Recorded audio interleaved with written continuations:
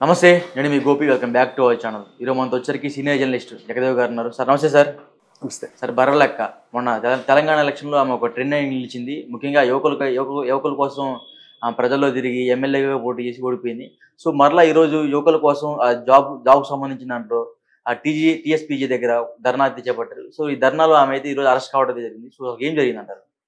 బరిలక్క అసలు రాజకీయాల్లోకి రావడానికే బరిలక్క అలియాస్ శిరీష ఆవిడ కావడానికి ప్రేరేపించిందే మీరు అన్నట్టు యువత నిరుద్యోగ సమస్య కోసం.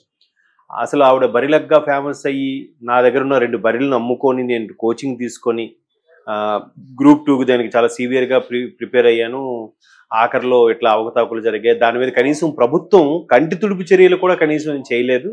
అంటే అయ్యో ఇప్పుడు ఎలా ఉంటుందంటే చట్టం తన పని చేసుకుపోతుంది, లేదంటే దీని మీద ఎంక్వైరీ చేపిస్తాం, దాని మీద నేరారోపణ ఎవరు రుజువైతే వాళ్ళకి కఠినంగా శిక్షిస్తాం అని స్టేట్మెంట్లు ఇవ్వాలి కదా.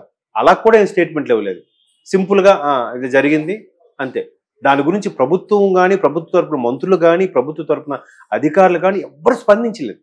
ఆ స్పందించడంతో అందరికి ఒక విధంగా మొన్న బీఆర్ఎస్ ఓడిపోవడానికి చాలా కారణాల్లో ఇది కూడా ఒక కారణం నా అభిప్రాయం.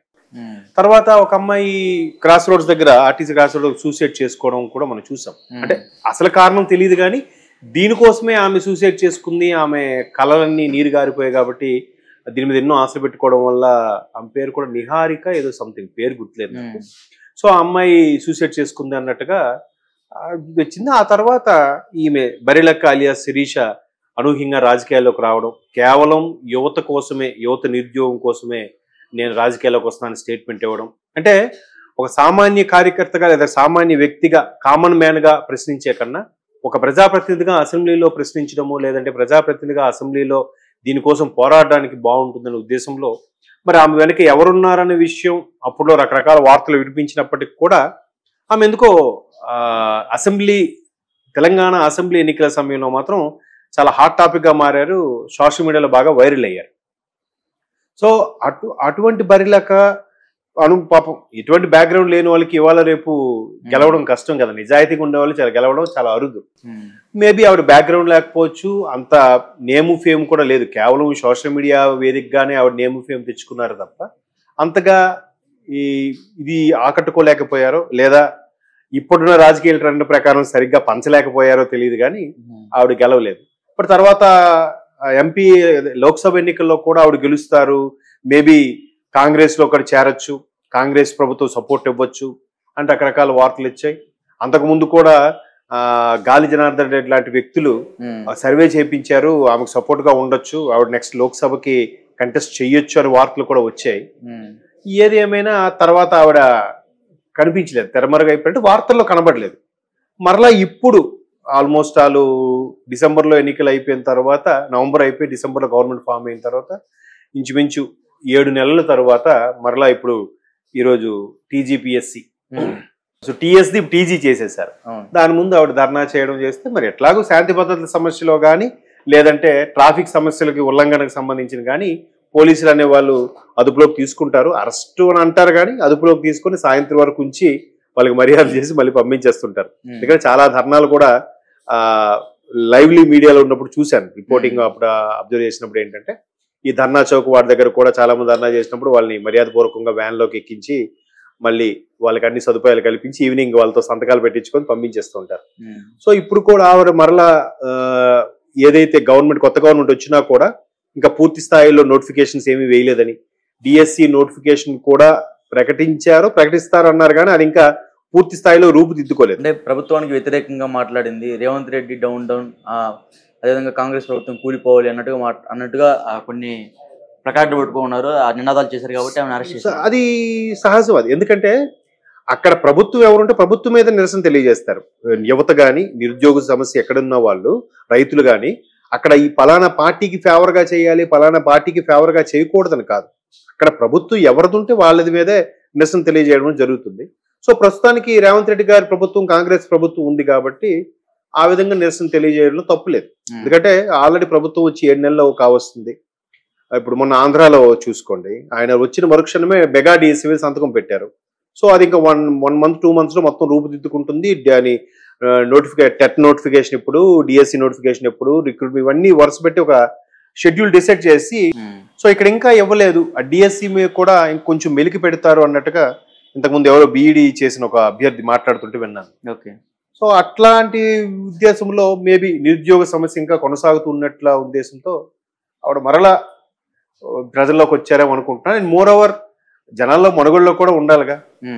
ఆవిడ నేము ఫేము కాపాడుకోవాలి సోషల్ మీడియాలో పరంగా కానీ, లేదంటే నెక్స్ట్ మరలా రాజకీయ భవిష్యత్తుకుపై ఆలోచనతో మేబీ మరలా ఇటువంటి ధర్నాలు చేస్తున్నారేమో నా అభిప్రాయం. అంటే ఆమెకి పెళ్ళైనా సరే మరలా ఇప్పుడు ఎందుకు ధర్నాలు ఏమైనా చేస్తున్నారు? పెళ్ళయింది అని అంటున్నారు కానీ దాంట్లో ప్రూఫ్స్ లేవుగా. ఎప్పుడు చిన్నప్పుడు అయింది నాన్నగారు చెప్పారు అన్నట్టు కూడా అప్పుడు వార్తలు వచ్చాయి. రీసెంట్గా అయింది సార్. ఈ వార్తలు కూడా ఇవాళ రేపు ఎట్లా ఉందంటే సోషల్ మీడియాలో వాస్తవంగా జరిగిందా లేదంటే అది సోషల్ మీడియాలో క్రియేట్ చేయబడింది అనేది కూడా క్లారిటీ లేకుండా పోతుంది. అప్పుడు ఆవిడ ఎన్నికల్లో నిలబడినప్పుడు కూడా తండ్రి ఎప్పుడో చిన్నప్పుడే వదిలిపెట్టి వెళ్ళిపోయాడు, మరలా ఇప్పుడు ఆయన వచ్చాడు, ఆయన వచ్చి ఎప్పుడో నేను చిన్నప్పుడే పెళ్లి చేసేసాను, ఇప్పుడు మరలా నువ్వు పెళ్లి చేసుకోవడానికి సిద్ధపడుతున్నావు అంటే ఎలా చేసుకుంటావు, ఇటువంటి అమ్మాయి ఎన్నికల్లో ఎలా పోటీ చేస్తాదని చెప్పి ఆ తండ్రి కొంచెం ఊగుతూ మాట్లాడడం కొన్ని బైట్స్ కూడా చూసాం ఎలక్షన్స్ ముందు. సో అతనితో ఎవరు మాట్లాడించారా, లేదంటే ఇన్నాళ్ళు ఎక్కడున్నా తెలియని తండ్రి ఇప్పుడు ఎలా వెలుగులోకి వచ్చాడు ఇలా. ఓకే.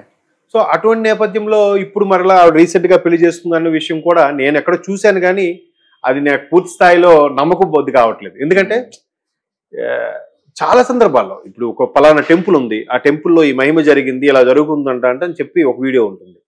అది వాస్తవమా ఎవడు క్రియేట్ చేసి పెట్టి, అందుకు ఇవాళ రేపు సోషల్ మీడియాలో కొన్ని వార్తలు ఎంతవరకు వాస్తవం అనేది కంప్లీట్ గా రీచ్ అవ్వలేకపోతున్నాను. అందులో నేను కూడా ఒకడిని ఆ బాధితుల్లో. ఇప్పుడు రీసెంట్ గా చేసుకున్నారు మీరు అంటున్నారు, నేను చూశాను ఎక్కడో వార్త, బట్ గత పెళ్లి విషయం నువ్వేదే ఈ అంశం వచ్చి ఇలా వచ్చిందా, నిజంగా చేసుకున్నదా అన్న విషయం నాకు తెలియదు. కాబట్టి ఏది చేసుకుంటే చేసుకోకపోతే ఏంటి, ఆవిడ ఇప్పుడు చేస్తున్న పోరాటం నిరుద్యోగ యువత కోసం. ప్రభుత్వం వచ్చి 6-7 నెలలు అవుతున్నా కూడా ఇంకా నోటిఫికేషన్లు చేయలేదు, దానికి ఒక క్లారిటీ ఇవ్వలేదు, జాబ్ క్యాలెండర్ ఏదైతే ఉందో అది రిలీజ్ చేయలేదు.